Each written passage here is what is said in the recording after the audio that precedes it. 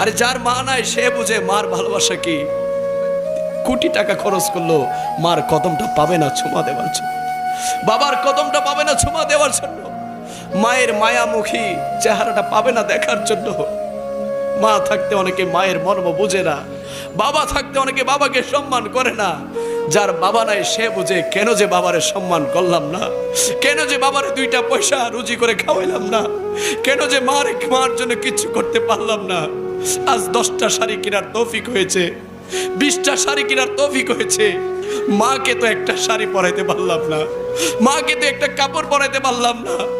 মাকে মা যখন জিন্দা ছিল টাকা দেওয়ার সময় বলতাম, ও বাবা আমাকে কেন দিচ্ছিস, তোর তো প্রয়োজন আছে, তুই নিজের কাজে লাগা।